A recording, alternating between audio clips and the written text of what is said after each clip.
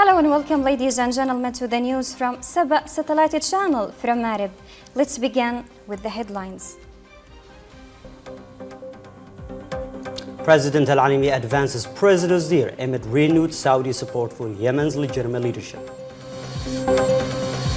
PLC member Mujalli reviews national developments with consultation body.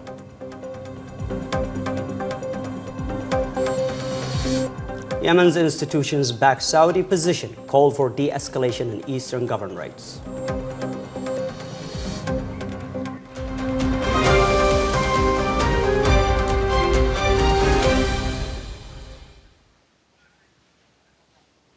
Welcome back and to the details. The President of the Presidential Leadership Council, Rashad Mohammed Al-Alimi, has received the government negotiating team handling the detainees file following the latest United Nations sponsored talks in Muscat. The team briefed the President on the agreement reached with the Houthi militia to release around 2,900 detainees from all sides, including prominent political figure Mohammed Qahtan, who is listed under a United Nations Security Council resolution. President Al-Alimi congratulated the Yemeni people in what it described as a long-awaited humanitarian breakthrough, expressing hope that it would ease the suffering of the thousands of families. He reaffirmed the Council's commitment to prioritizing humanitarian issues, called for maximum pressure on the Houthis to release all detainees without conditions, and urged the international community to address ongoing violations, including arbitrary detentions in Houthi-controlled areas. In a closely related development, Yemen's leadership and its key regional ally have issued aligned messages stressing unity, de-escalation, and the protection of state legitimacy. The President of the Presidential Leadership Council, Rashad Mohammed Al-Alimi, has renewed his appreciation for the Kingdom of Saudi Arabia, praising its consistent and brotherly support for Yemen, its political leadership, and ongoing efforts to reduce tensions in the eastern governorates. In a post on X, President Al-Alimi reaffirmed the Council's commitment to close partnership with Saudi Arabia, emphasizing unity and coordination to restore state institutions, security, and stability. Earlier, the Saudi Foreign Minister reiterated its firm support for the Presidential Leadership Council and Yemeni government, warning that recent unilateral military moves by the Southern Transitional Council in Hadramaut and Al-Mahra had escalated tensions without coordination, harming national interests and peace efforts. Riyadh called on all parties to prioritize the public interest, de-escalate immediately, and resolve the southern issue through comprehensive political dialogue within a unified Yemeni framework. Consultations with the leadership framework continue as efforts intensify to contain tensions and preserve national stability. Presidential Leadership Council member Uthman Mujalli met with the leadership of the Consultation and Reconciliation Authority to review national developments, particularly in Hadramaut and Al-Mahra.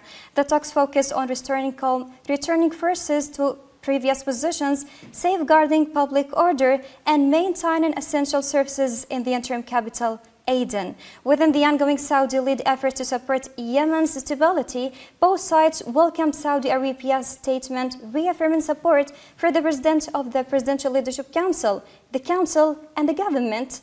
Mujalli stressed that agreed national frameworks remain the sole reference for resolving disputes, while the consultation body warned against distractions from the primary battle against the Houthi militia.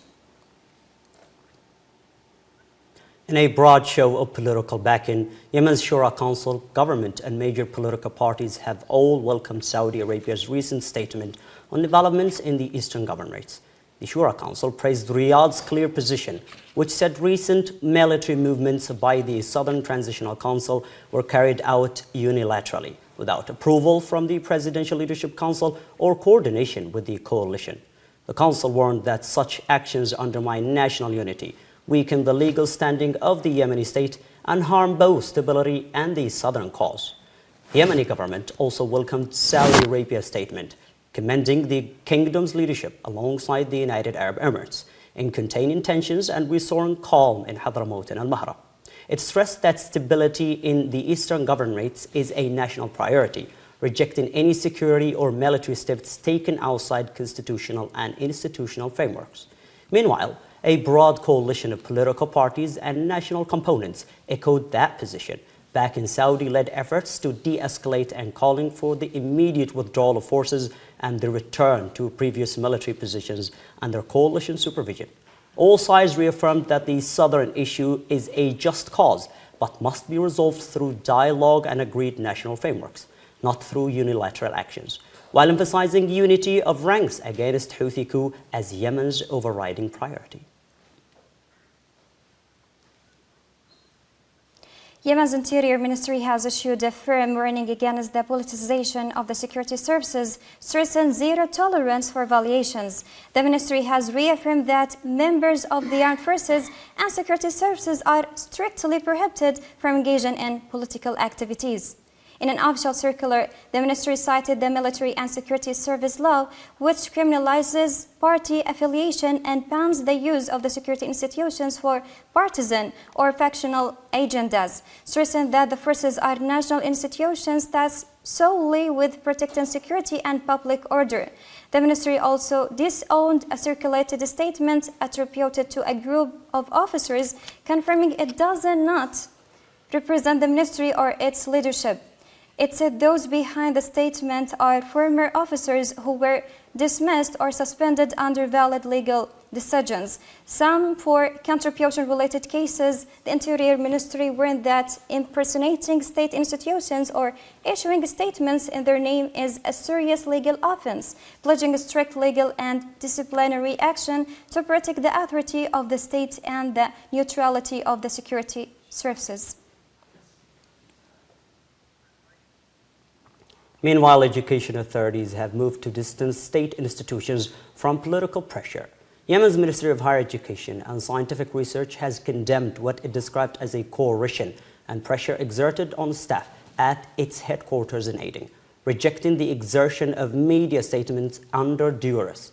In a statement, the ministry reaffirmed its full support for the internationally recognized constitutional legitimacy represented by the Presidential Leadership Council, stressing adherence to the Riyadh Agreement and the Declaration of Power Transfer. It urged employees to refrain from political statements and to continue delivering public services. Separately, the Ministry of Education denied issuing any political statements related to recent developments in Hadramaut and Al-Mahra, saying circulated claims do not reflect the ministry's official position. The source stressed that education institutions are service bodies bound by the Constitution and transitional frameworks, warning that the misuse of official positions for political purposes constitutes a violation of institutional neutrality.